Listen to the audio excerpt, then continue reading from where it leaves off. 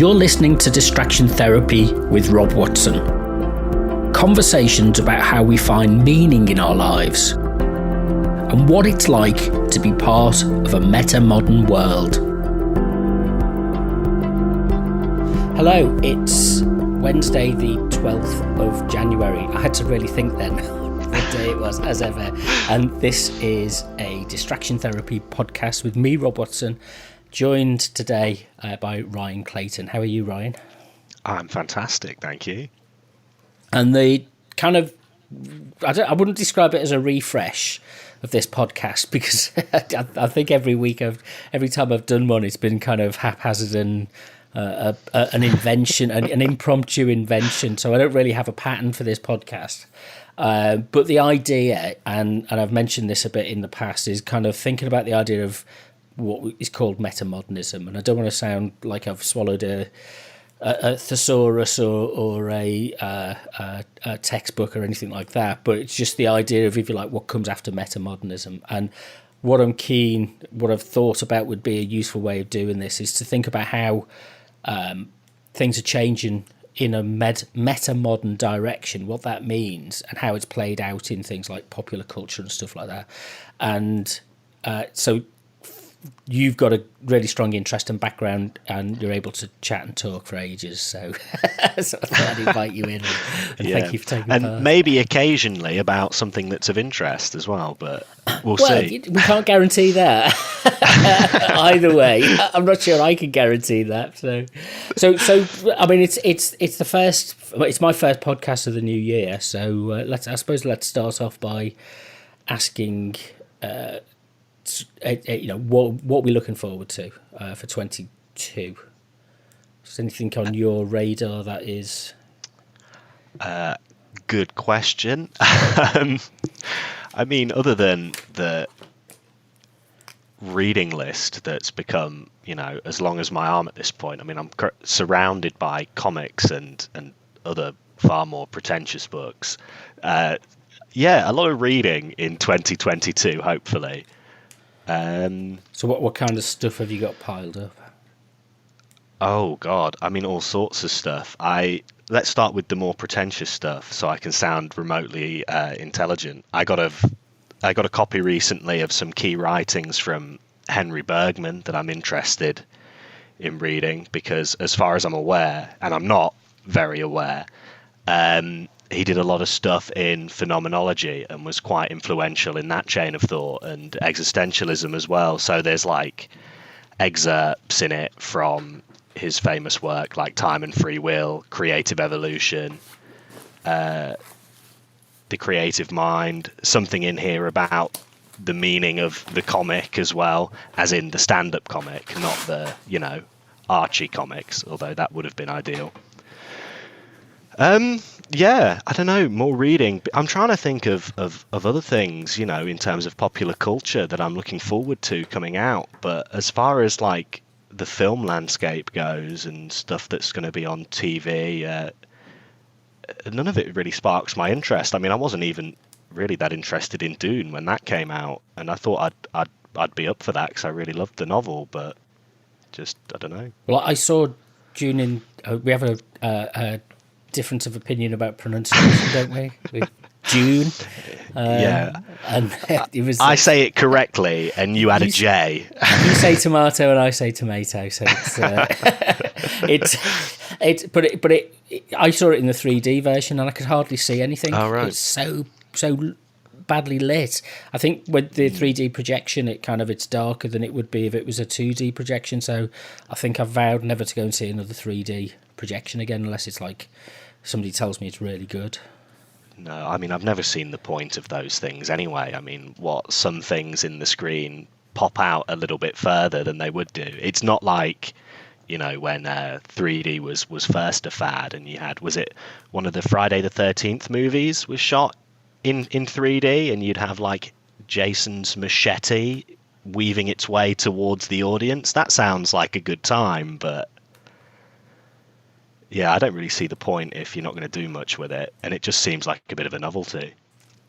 Yeah, well, after about 15 minutes, I've usually forgotten that it's in 3D, and and you kind of, your brain just kind of zones it out anyway. It's like listening to something in stereo. You really have to focus and concentrate to hear something actually being mixed in stereo, because most of the time you kind of, your brain mashes it into the middle, unless it's like they use it as a special effect in the cinema. Kind of surround sound effect where they bring a helicopter in from the back, and you get that for a moment, but the rest of it is really just playing out in your head in mono. Well, I'm trying to think, how was the 3D utilized in that? Because, I mean, I imagine it would have been shot, conventionally to begin with, and then upscaled.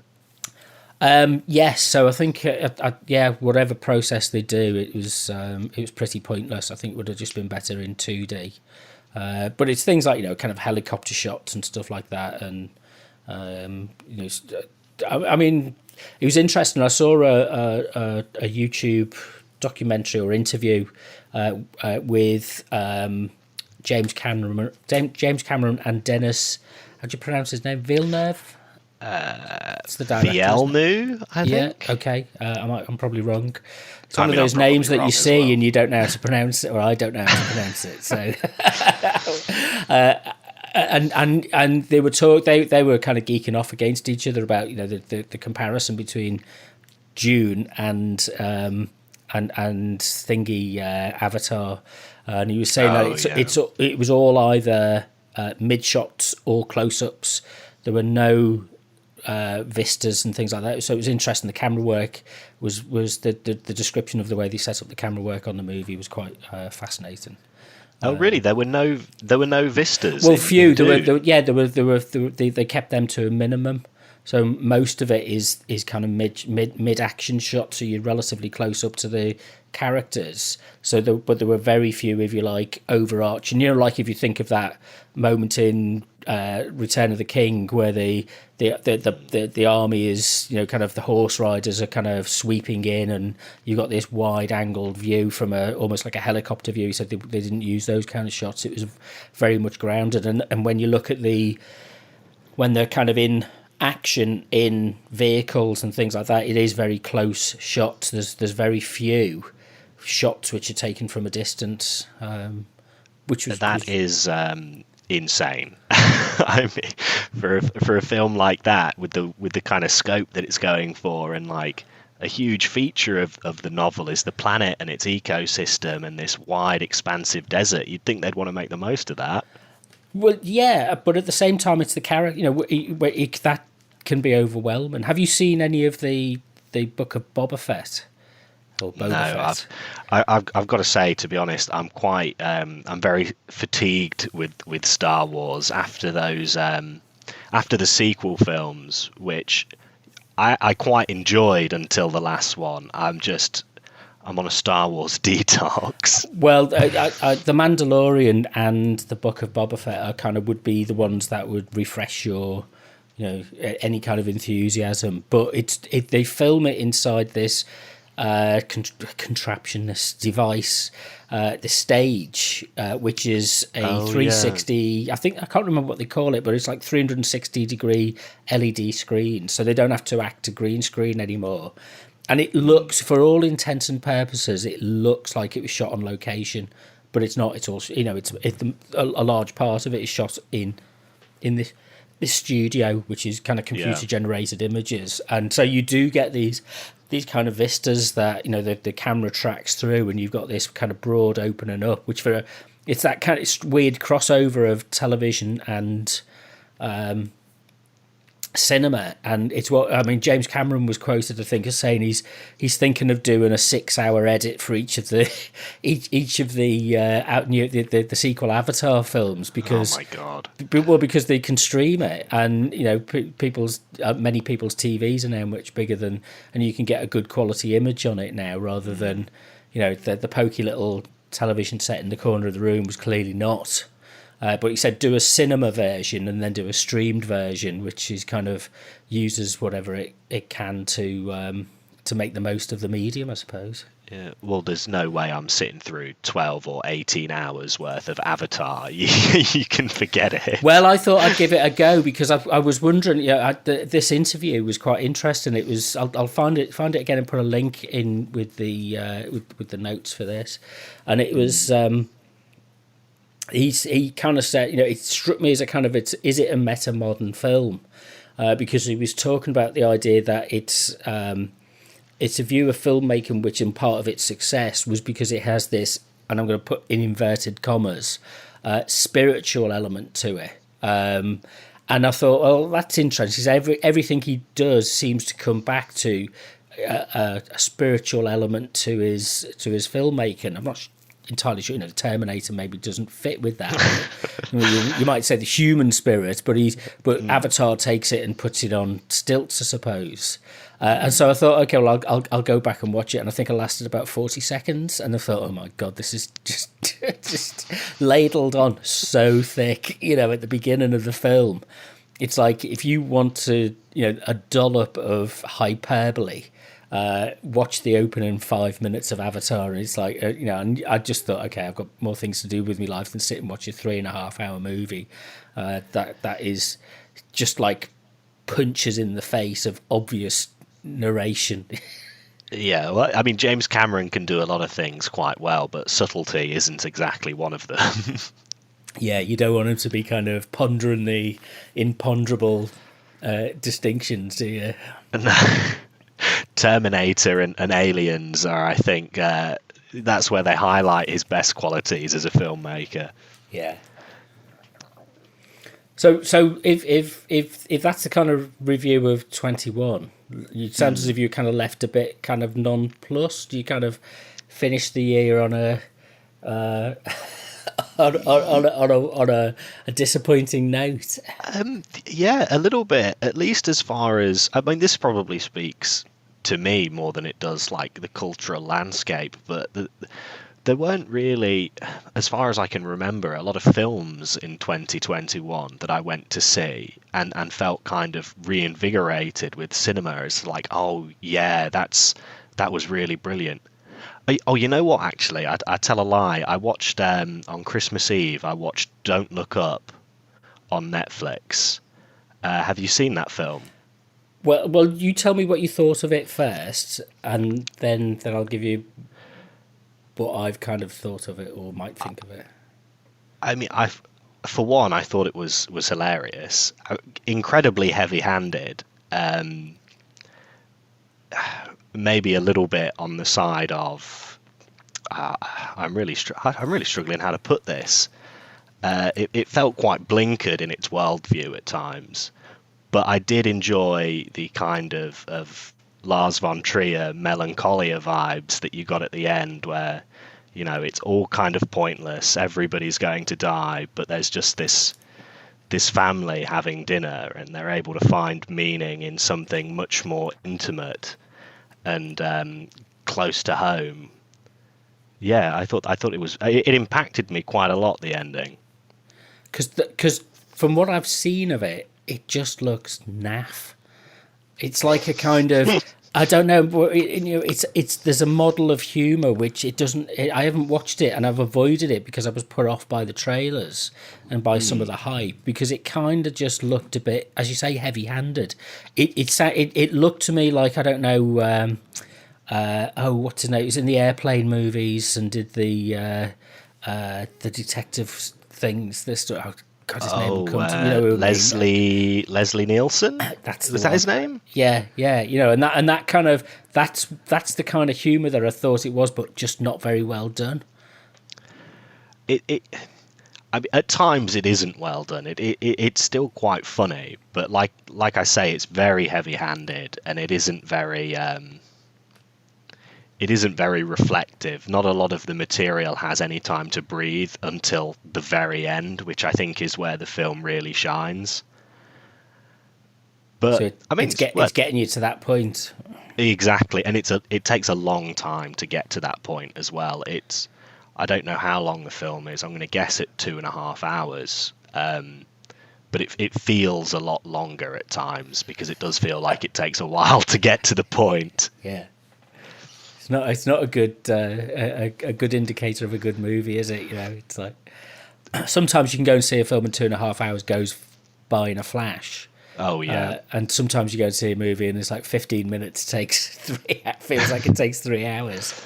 Yeah, but I mean, having said that, the premise is what hooked me, because I'm a real sucker for that kind of, they find out that humanity's doomed and they're all going to die, and then it's about, well, how do you deal with that knowledge? How do you deal with that sort of impending doom and your own mortality?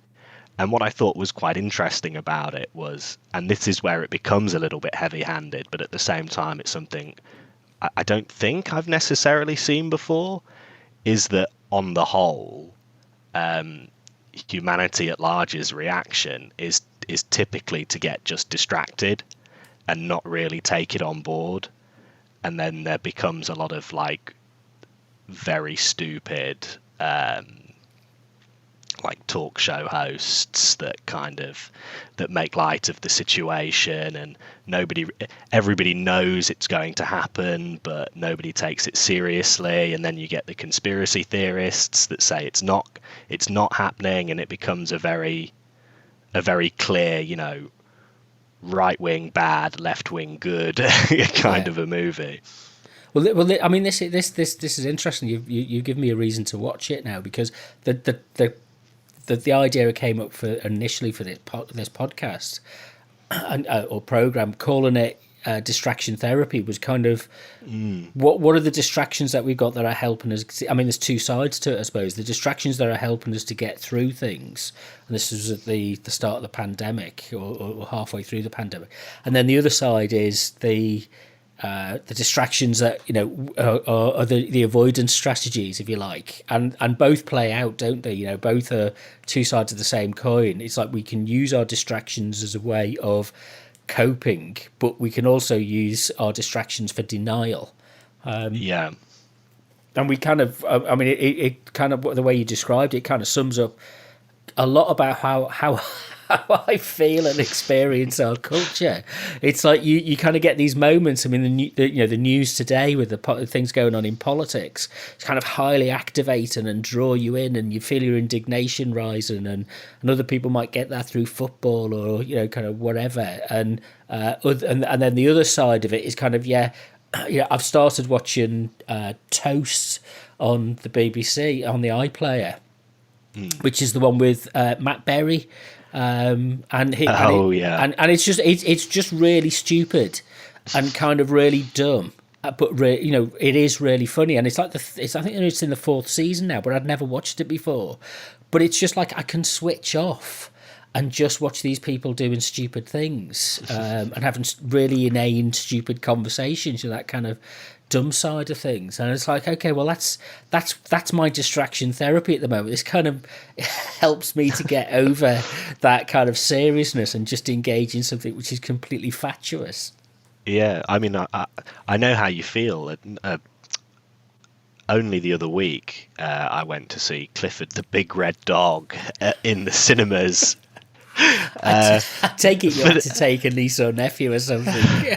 Oh no, I went with my girlfriend. I thought, let's go see this film. It'll be a really good time. I've never seen anything that looks so stupid. And yeah, I had a brilliant time for that exact reason. It's the kind of thing that you can sit there and shut your brain off and watch the Big Red Dog fill the community's heart with love. It was great. Better than Spider-Man, that's my review. Wow, okay, that's meaning that you saw Spider-Man and that ranked higher. Yes, I saw Spider-Man and I wasn't very thrilled. I was more thrilled by the big red dog. Gosh. So there's a kind of, is there a phenomenology of distraction then? I suppose it's something that we maybe want to piece together as something which has a practical purpose and trying to find the right language, but a kind of state of being, if you like, which serves a social function or an existential function or something like that. Being distracted Yeah. What how does it help?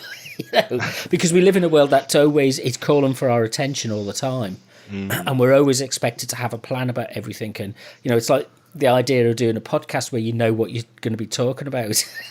It's like, well, good luck with that. Yeah, and no, I agree. A phenomenology, sorry, of distraction would be quite interesting, because it's like you say, there's so much in the world that's calling out for your attention, and the way in which I see the process of being distracted is almost like a becoming involved in the world, in something in the world, to such a degree where the world falls away.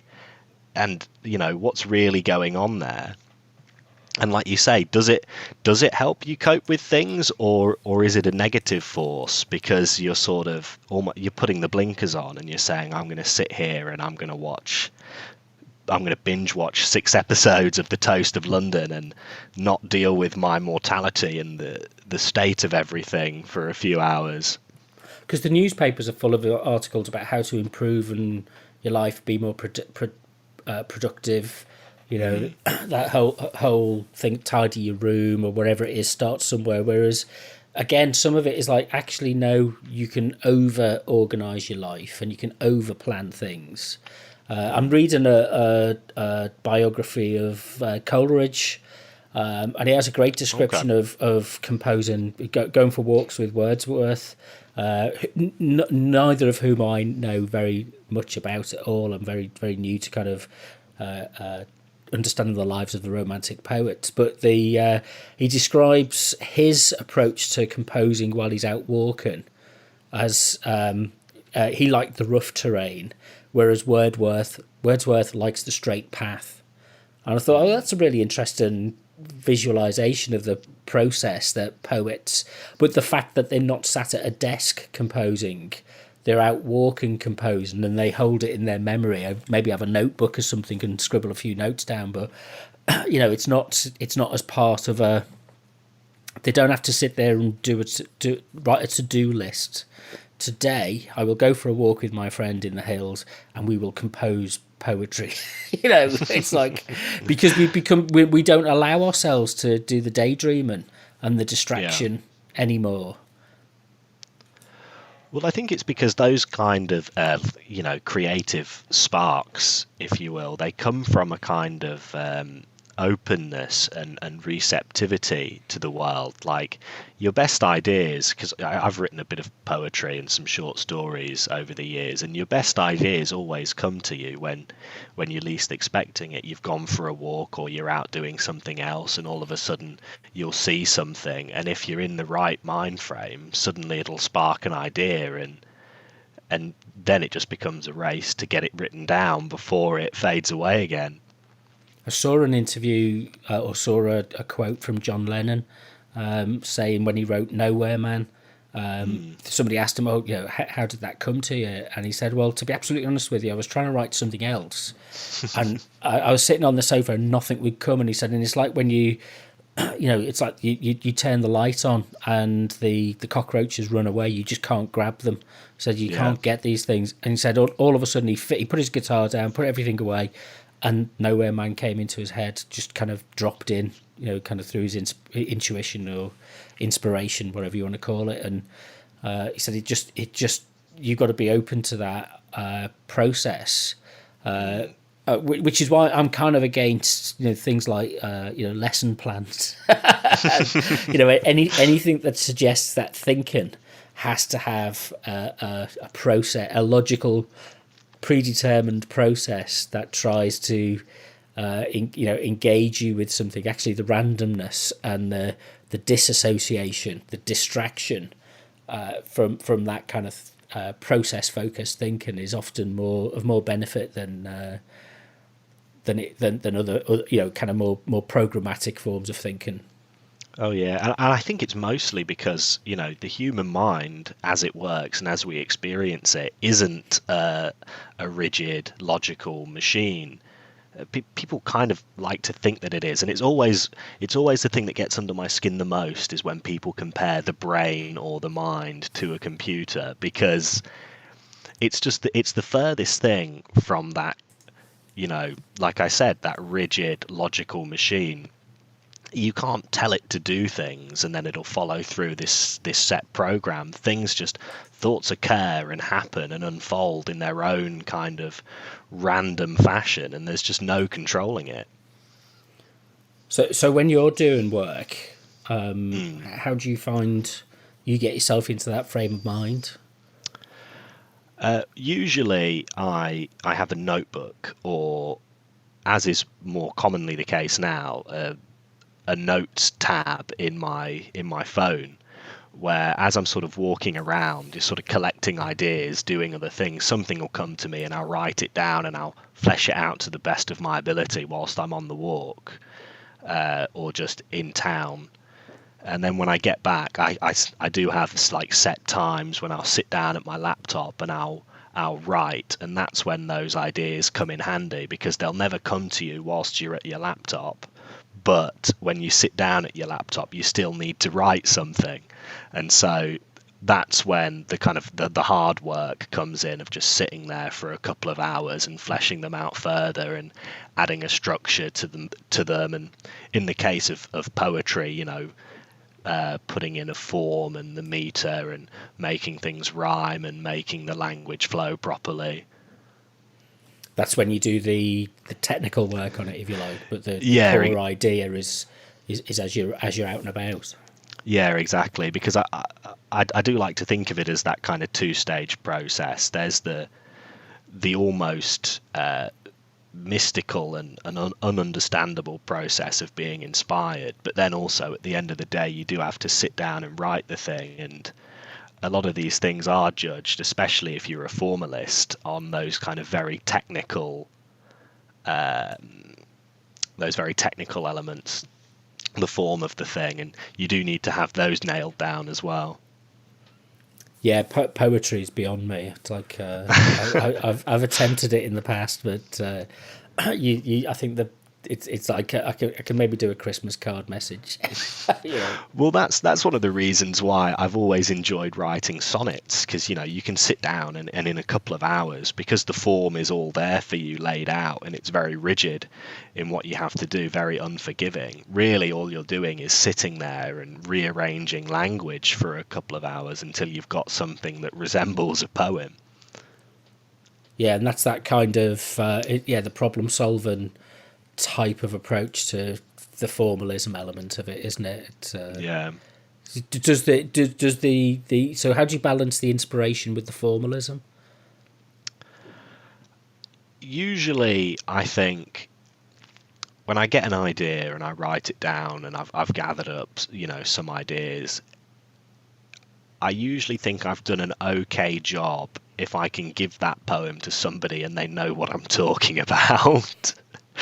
But if the idea's been missed, which it can happen, because sometimes you can get a bit lost in the other aspect of it, and having written it down, or you can miss your own point, which is always a bit of a weird experience, because you can sit there and read it and think, well, that's not what I wanted to get across at all, and then have absolutely no idea how to get across what you wanted to get across. Language is a bit slippery like that, I suppose. Yeah, and we often think of. I mean, this is one of the interesting things. I'm drawn to poetry. I've bought a load of anthologies of poetry and collected works of various poets over the years. So I always kind of think it's my kind of retirement stuff to do, is to start reading through them. And but I'm never really, I can read stuff and I'm never really switched on by it. There's only ever one experience that I've had reading poetry where I've kind of entered into if you like, another domain, which was reading Kubla Khan by Coleridge, which kind of, the situation I was in, I'd been on holiday and I'd come back, I'd got the train back from the south of France, and it sounds grander than it is, but and then I was sitting in St Pancras Station and I had a few hours because I'd left a bit of a gap, and I thought, well, I'm going to treat myself. I had a bit of spare cash, so I went and had a glass of champagne in the champagne bar at St Pancras, and I'd been to I think Borders was still there at the time, so I went there and I bought a book of Coleridge poems, I think it was, and I started to read the Kubla Khan one, and it was, that moment in the Wizard of Oz where it goes from black and white to colour. It Yeah. was literally like that. I've never had an experience like it with reading anything. It just opened up as this the visualization came to the subconscious visualization came to the fore, and I just read it and kind of like, I didn't read it, I experienced it. And I thought, well, I've never had that again. Subsequently, it's like, okay, that's the power of what it can do. But what kind of a state of receptivity have you got to be in for it to enable that, I suppose? Yeah. Well, I had a similar experience once when I was reading, funnily enough, Martin Heidegger's Being in Time. Um, because it was like very last minute. Because I did a philosophy degree, and this was for one of my second year examinations, and I'd put off reading the text until the morning before the exam. And so I opened up the book and I just started reading, and none of it was making sense and none of it was going in. But I kept reading anyway because I knew I had to. And there was the language of the book is very difficult to read and doesn't make sense at the best of times. But there was this very strange moment when it was like you began to see beyond the language. The words in the book stopped being important, and it was, because it's a phenomenological text anyway and it's trying to communicate various experiences to you, it was like you saw beyond the words and the experiences that Heidegger was trying to get at. I think I was reading about anxiety at the time, and mortality. The experiences just came to me and I was like, oh yeah, that is how you experience that. And it all started to unravel, and it almost didn't feel like I was reading the book anymore. It was very strange. I think this is one of the things that metamodernism kind of it moves around or thinks about. It's often described as a response to the meaning crisis. And there's a kind of awareness. So what I'll do in future conversations is have some examples of podcasts and people on YouTube and books and stuff like that, and articles and websites to talk about. But this idea that we live in a world, the postmodern world is this free flow of signifiers, and you can deconstruct everything.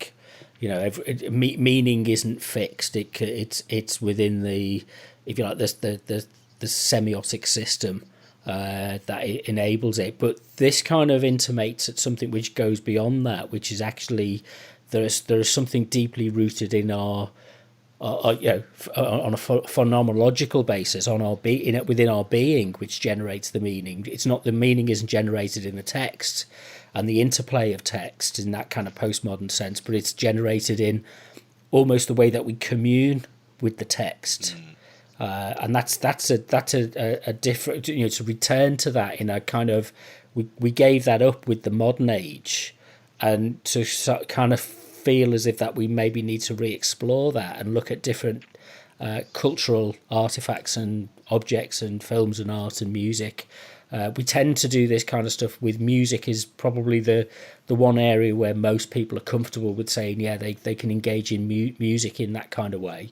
But written words and maybe performed, when I've seen something like a Shakespeare performance or something, and you literally can't understand what they're saying, but you've got every idea of what's going on, because it's not the words, it's the rhythm, it's the performance, that kind of stuff, which takes it beyond that, something which kind of transcends that sense of logical understanding.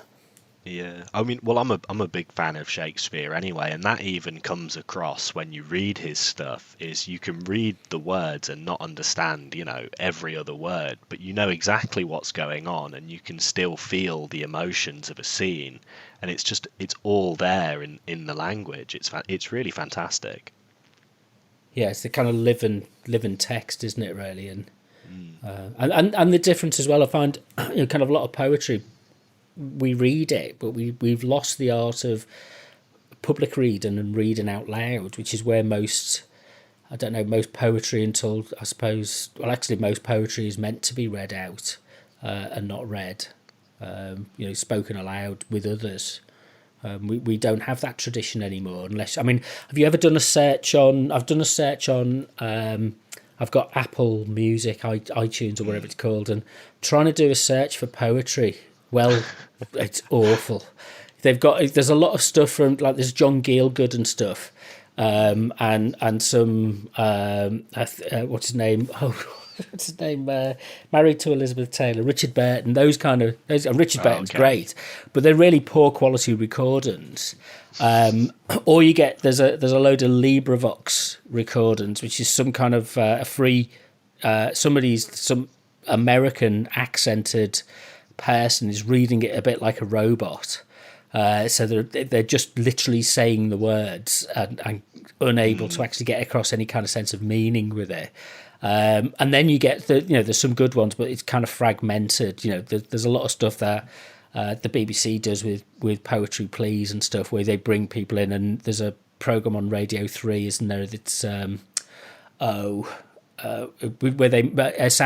they mix music and poetry together. But it's kind of, we don't have a tradition anymore of going to an event to hear somebody speak their poems. Would you go to a gig of somebody's it's poems? Interesting that I did do not that long ago, actually. Well, maybe I move in the wrong I was invited circles. I was invited to this thing in Nottingham. What was it called? I think it was called Poetry Scum.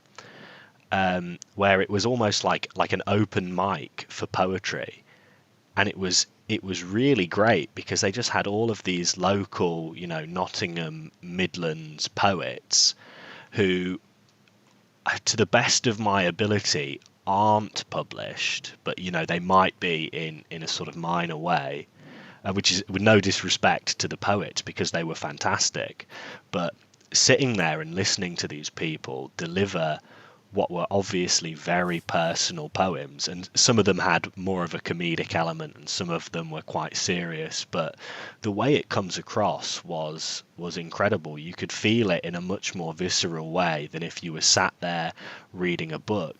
I remember thinking, for one of the poems in particular, if I read this in a book, I'd think it was a really ish piece of poetry. Yeah.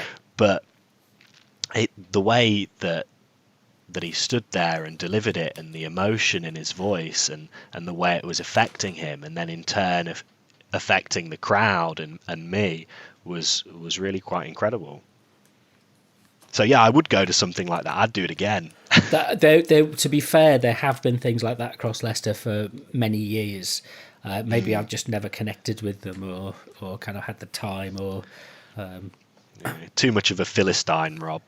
well, it's true. I kind of, it's I kind of, it's this kind of.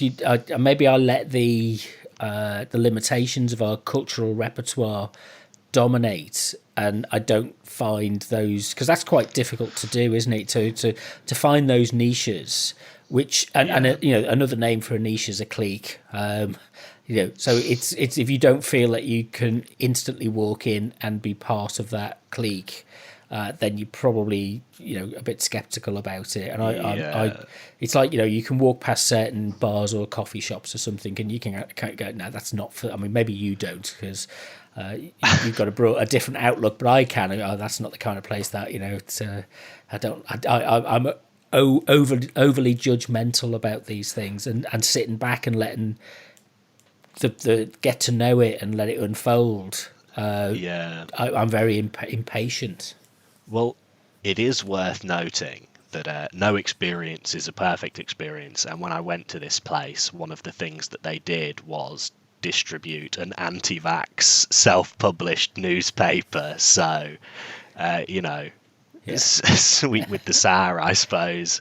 Yeah, they were so anti-establishment to the point of maybe tone it down a little bit, but So you can't. It's quite a polarized experience sometimes, isn't it? It's like you're either wandering around a shopping centre, awash in the world of commercial messages and branding and marketing and all that kind of stuff, or you're on the other side, which is the anti-vaxxers, anti-capitalists, dog on a string type movements. I'm being purposefully polarizing with my description, but Yeah.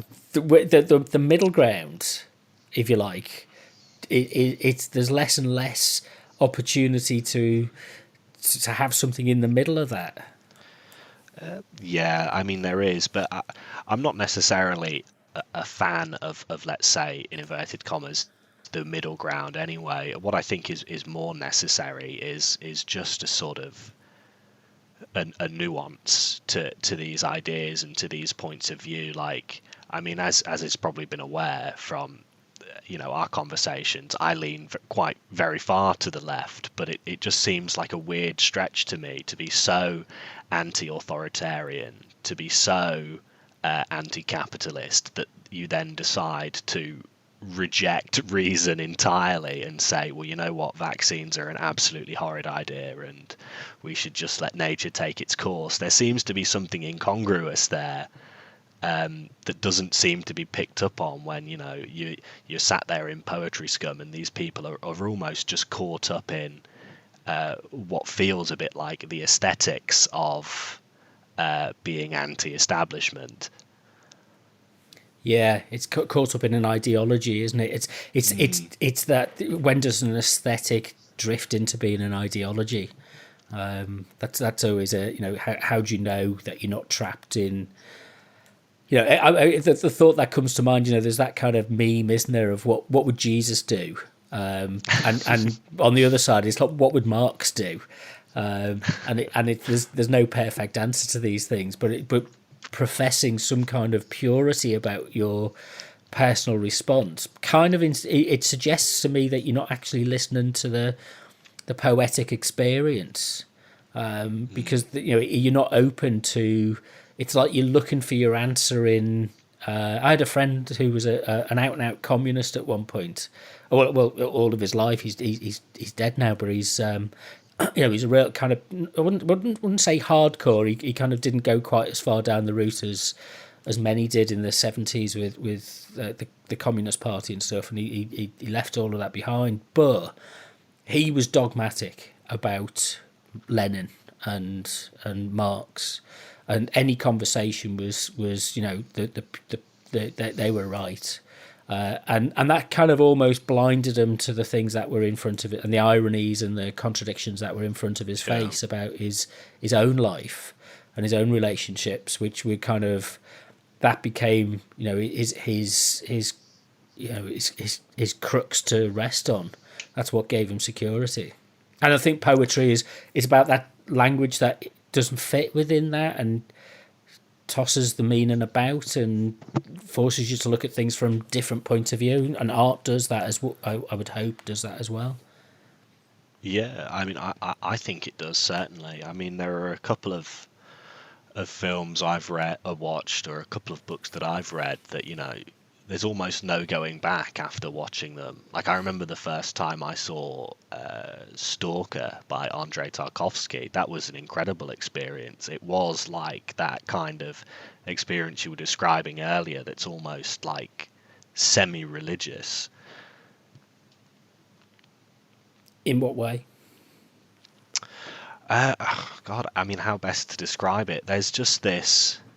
There's a lot of, it's a very meditative film, so a lot of it is left to breathe, and the central premise of the film is you've got these three people, the stalker, who's like the guide, essentially the spiritual guide through this almost mystical zone. They're trying to reach a room, and supposedly when you get to the room grants you your deepest desire.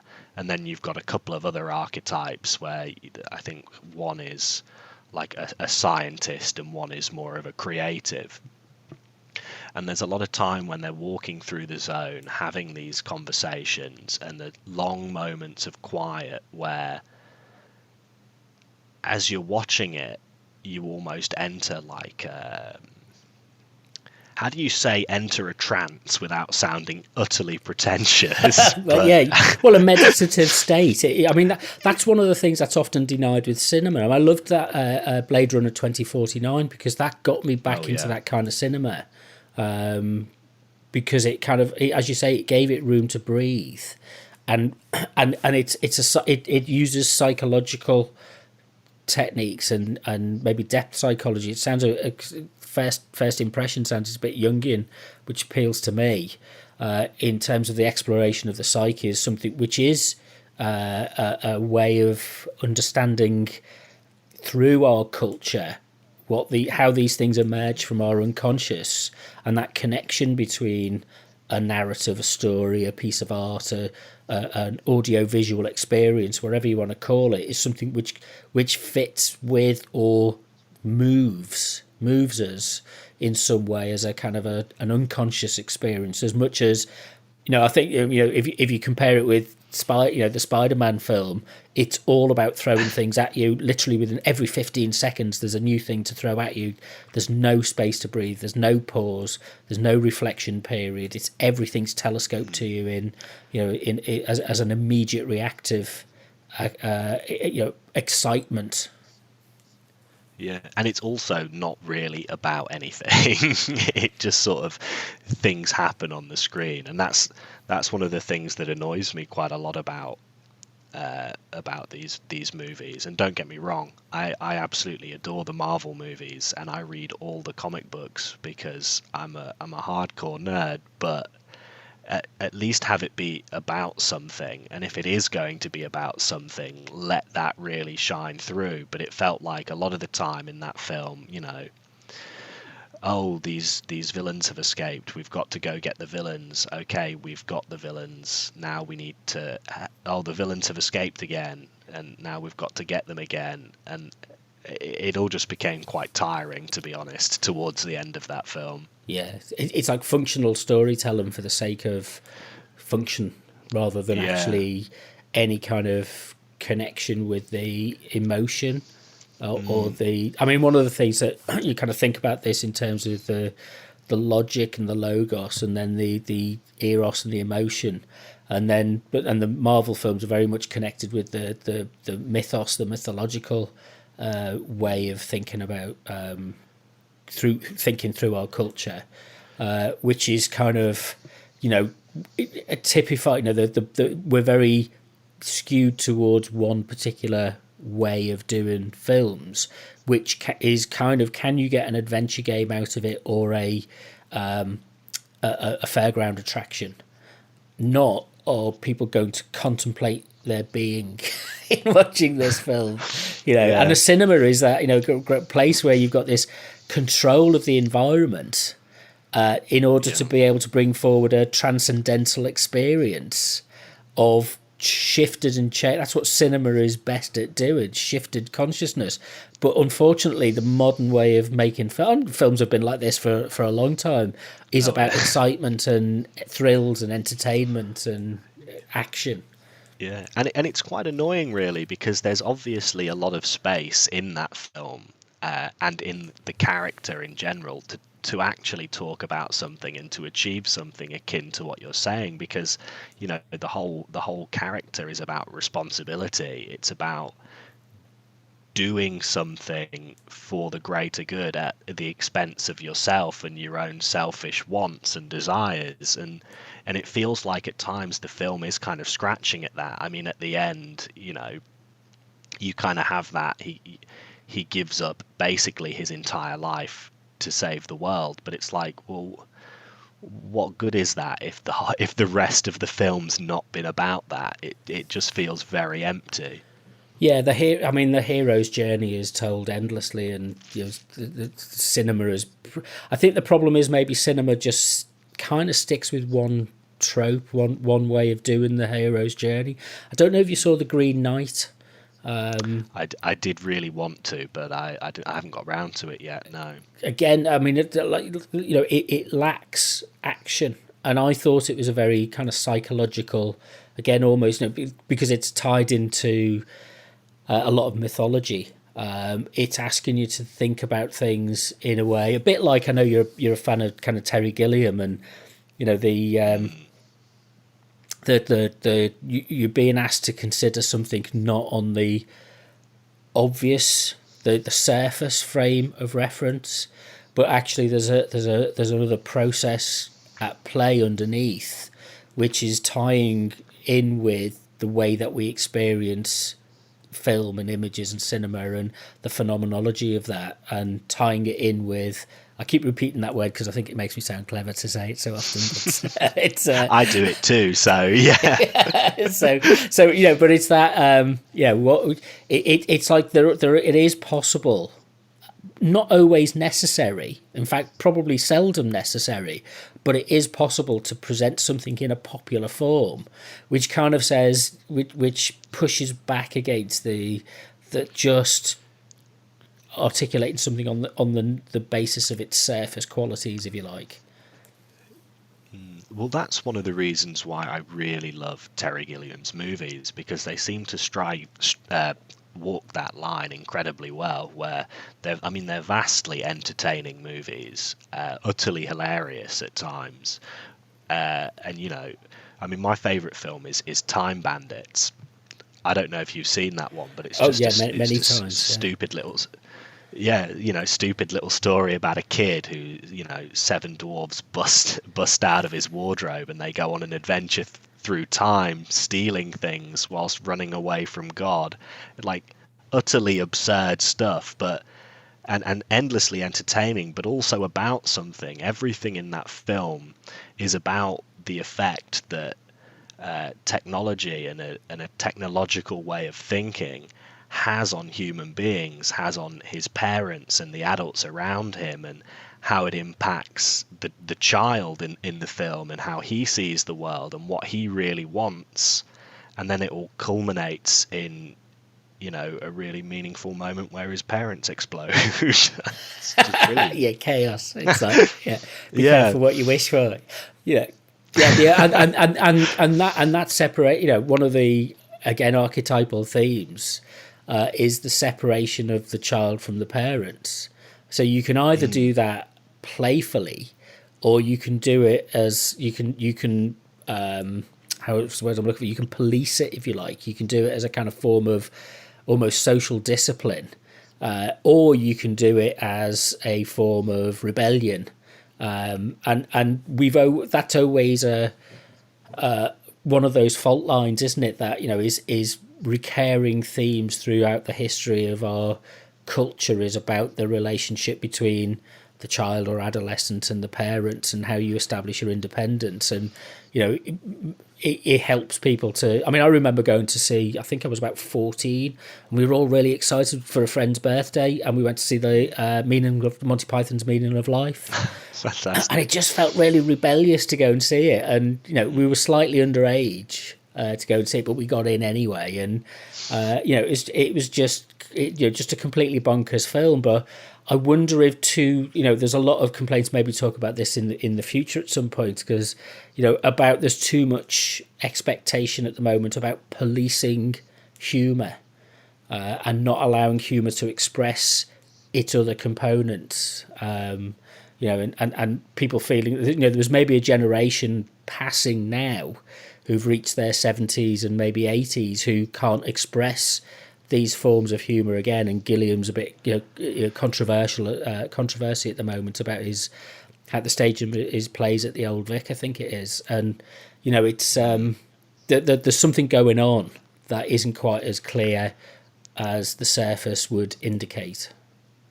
I think it's definitely something I think would be interesting to talk about, because I'm not sure I agree, because there's a lot of stuff at the moment in terms of like comedy that's happening that it is very subversive and is very interesting in that sort of almost anarchic way, that doesn't seem to get the backlash that you would assume it would. It just seems to me that like the way of expressing that anarchy has changed and shifted, and it's almost like, again, coming back to that distinction between the world of youth and the world of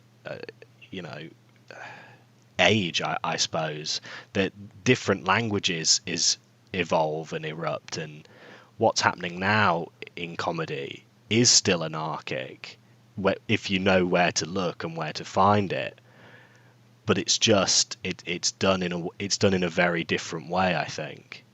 Well, let's mark it for a future conversation, because it's like music. I've got a set pattern of stuff I listen to, which tends to be the Beatles and the Beatles at the moment, and and I'd like to break out of it, but I find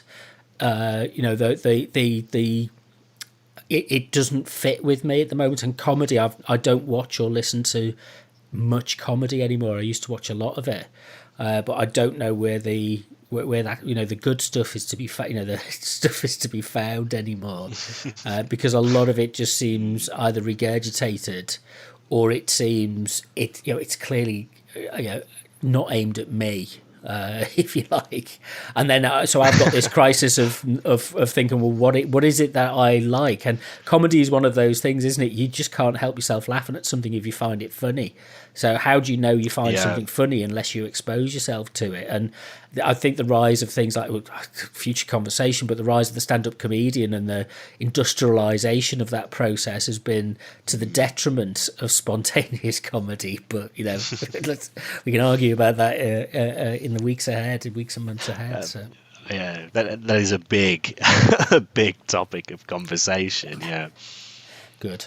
Well, that means that we're on the right track, because we're thinking through that there's a load of stuff that we have to navigate, and I think I don't know the answers, and I only have my own personal instincts, if you like, and my own tastes and preferences to rattle this around in, and it's always interesting to hear other people's perspectives and point of views of these things as well. If anybody wants to get in contact with you, how do they do that? I suppose Twitter would be easiest. My Twitter handle is at Clayton Comics, I believe, with an X at the end of comics, like in the 60s and underground comics. Cool. And Distraction Therapy is, thanks to Sound Art and Leicester Community Radio, will get broadcast on those radio stations, and will go out as a podcast via iTunes and stuff like that. So, and if you want to go to my website, it's robwatsonmedia.net, and I think I'm on Twitter and Instagram at robwmedia. So thanks very much, Ryan, and we will at some point in the near future. Fantastic, thank you very much. You've been listening to Distraction Therapy with me, Rob Watson. Find out more at robwatsonmedia.net, or follow me on Instagram and Twitter at robwmedia.